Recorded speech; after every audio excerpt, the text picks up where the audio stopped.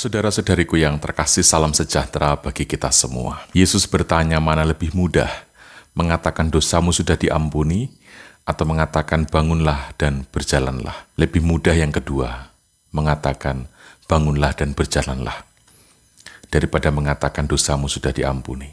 Terhadap orang-orang yang nyinyir ketika Yesus didatangi oleh seorang lumpuh yang digotong oleh teman-temannya, orang-orang mengatakan Yesus menghujat Allah karena menerima orang lumpuh itu dengan pernyataan dosamu sudah diampuni.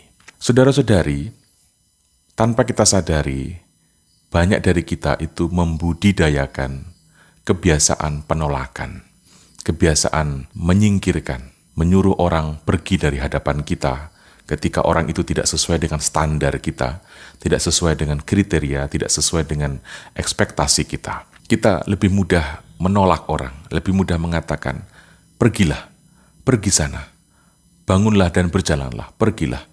Kita lebih mudah mengatakan itu daripada menerima orang, apapun keadaannya, dengan hati yang hangat mengatakan, engkau juga bagian dari saya. Dengan bahasa lain, Yesus mengatakan, dosamu sudah diampuni. Aku menerimamu bukan ketika engkau suci, saleh, ketika engkau cerdas, pintar, tetapi aku menerimamu apa adanya dirimu. Welcome.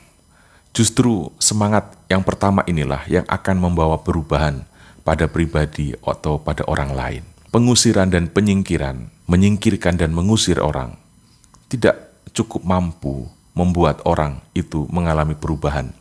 Kalaupun ada orang yang mengalami perubahan akibat kita tolak atau akibat dari kita usir, kalaupun dia berubah, perubahan itu terjadi hanya karena penyesuaian diri, bukan karena sebuah ketergerakan dan keterpanggilan hati akan sebuah nilai yang memang harus diperjuangkan. Banyak orang berubah hanya karena beradaptasi dengan tuntutan masyarakat, karena takut ditolak, karena takut diusir.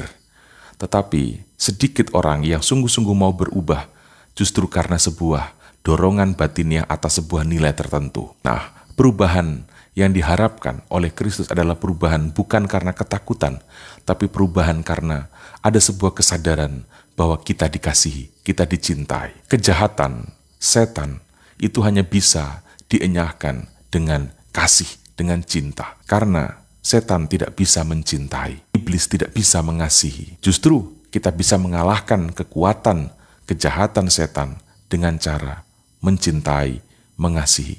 Dan itu tidak mudah. Memang tidak segampang seperti apa yang saya omongkan ini. Itu saudara-saudari, kita hanya mungkin bisa menerima orang seperti keadaan, apapun keadaannya, hanya ketika kita punya relasi yang mendalam dengan Sang Pengasih utama, yaitu Allah sendiri. Tanpa adanya relasi yang mendalam dengan Allah, tanpa kesatuan yang sungguh kuat dengan Allah, kita tidak bisa menjadi orang yang welcome dengan sesama. Kita justru akan menjadi pribadi yang mudah untuk mengandalkan kekuatan gertak emosi, kemampuan kita menyingkirkan dan mengusir, dan kita percaya seakan-akan itu mampu mengubah. Padahal perubahan yang terjadi akibat pengusiran itu hanya menghasilkan penyesuaian diri yang mungkin akan bisa berbalik kembali ke keadaan semula ketika tidak sedang di hadapan kita. Maka dari itu, berdasar renungan ini saya mengajak kita semua, mari memiliki sebuah relasi yang mendalam dengan Allah dalam iman kita akan Yesus Kristus.